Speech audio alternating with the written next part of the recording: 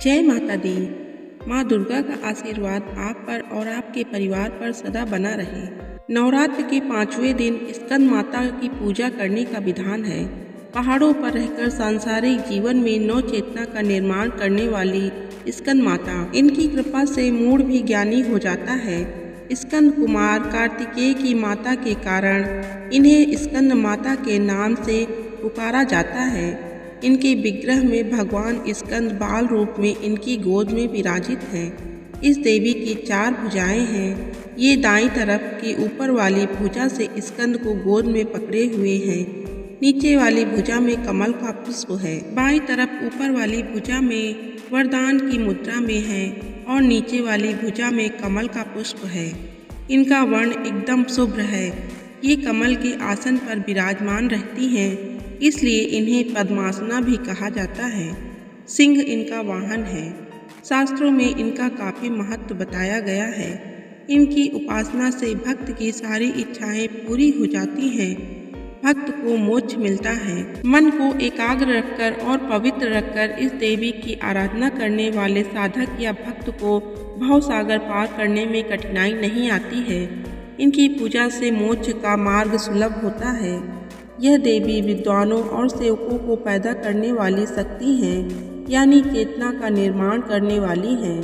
कहते हैं कालिदास द्वारा रचित रघुवंशम महाकाव्य और मेघदूत रचनाएं स्कंद माता की कृपा से ही संभव हुई हैं। नवरात्रि के 6ठे दिन कात्यायनी माता की पूजा का विधान है।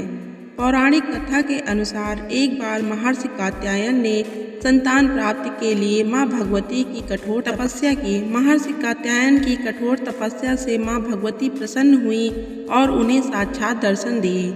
कात्यायन ऋषि ने माँ के सामने अपनी इच्छा प्रकट की। इस पर माँ भगवती ने उन्हें वचन दिया कि वह उनके घर उनकी पुत्री के रूप में जन्म लेंगी। तब त्रिदेव ब्रह्मा, विष्णु और महेश अर्थात भगवान शिव के तेज से देवी को उत्पन्न किया, जिन्होंने महर्षि कात्यायन के घर जन्म लिया। महर्षि कात्यायन के घर जन्म लेने के कारण उन्हें कात्यायनी नाम दिया गया। माता रानी के घर में पुत्री के रूप में जन्म लेने के बाद ऋषि कात्यायन ने सप्तमी, अष्टमी और नवमी तिथि पर माँ कात्यायनी की विधि विधान पूर्वक पूजा अर्चना की। एक बार महिषासुर नाम के एक दैत्य का अत्याचार प्रतिदिन तीनों लोकों पर बढ़ता ही जा रहा था। इससे सभी देवी देवता परेशान हो गए। इसके बाद माँ कात्यायनी ने 10वीं के दिन महिषासुर का वध किया और तीनों लोगों को उनके अत्याचारों से मुक्ति दिलाई। नवरात्रि के 6ठे दिन माँ कात्यायनी की पूजा की जाती है।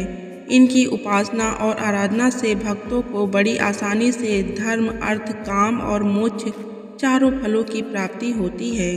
उनके रोग, शोक, संताप और भय नष्ट हो जाते हैं। जन्मों के समस्त पाप भी नष्ट हो जाते हैं। इनका गुण शोध कार्य है, इसलिए इस वैज्ञानिक युग में कात्यायनी का महत्व सर्वाधिक हो जाता है। इनकी कृपा से ही सारे कार्य पूरे हो जाते हैं। ये वैद्यनाथ नामक स्थान पर प्रकट होकर पूजी गई माँ कात्यायनी अमोघ फलदायिनी है। इनकी 4 भुजाएं हैं।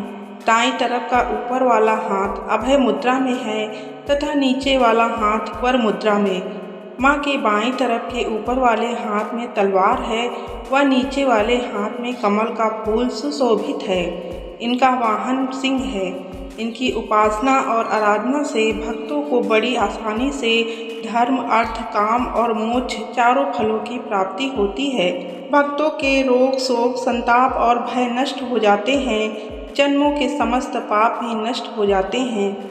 इसलिए कहा जाता है कि इस देवी की उपासना करने से परम पद की प्राप्ति होती है। तो प्रेम से बोलो जय माता दी। माता रानी आपका कल्याण करें।